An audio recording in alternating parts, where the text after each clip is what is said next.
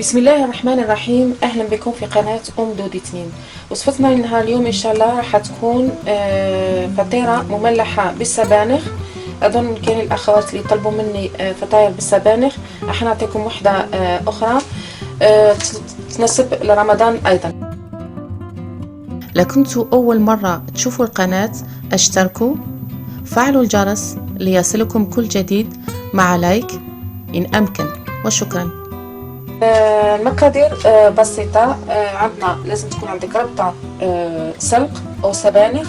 أنا هديهم غسلته نقيته وحطيته في مقلة، غير ذوبته في مقلة وصفيت الماء تاعو، هذاك لازم يتصفى مليح. حطيت له قليل فقط من الملح.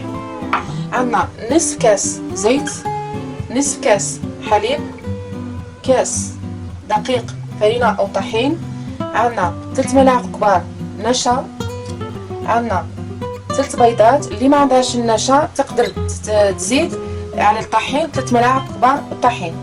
عندنا نصف ملعقة أكل سكر، وعندنا ملعقة قهوة ملح، عندنا خميرة كيميائية، وعندنا الجبن البارميزان. عندي البارميزان، كل اخت اللي تحب تحط لافاش كيري تحط لافاش كيري، هاي كميه قليله البارميزان. هنا المنسمات عندي ثوم، غبره، عندي كمون، عندي فلفل اسود، وعندي جوز الطيب رحيت برش شويه. اظن طرقنا الى جميع المقادير. انا راح نديرها في مول كيما هاك يكون شويه عالي. انت حبيبتي ديري في المول اللي تحبيه، ندهنوه بالزبده ونحطوا له شويه فرينه، ونبداو على بركه الله في تحضير الوصفه. كسر البيض،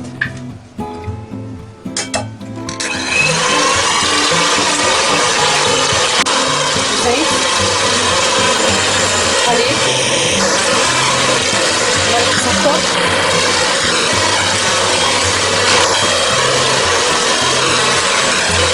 توابل، نشا. وصفة سهلة سريعة، دقيق.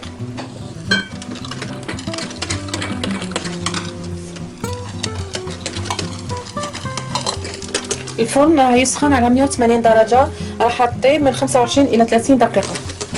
الفرن من فوق ومن تحت. خميرة،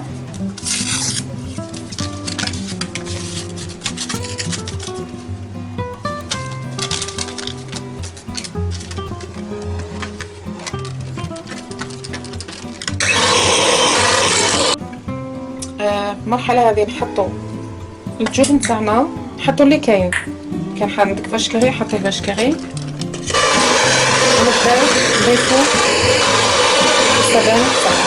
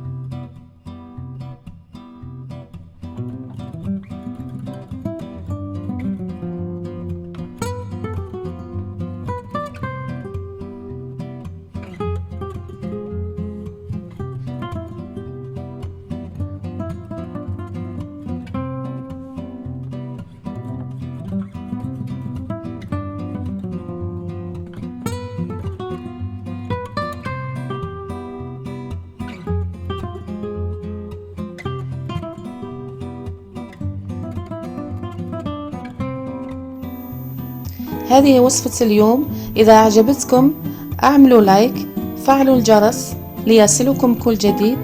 إلى وصفة جديدة إن شاء الله.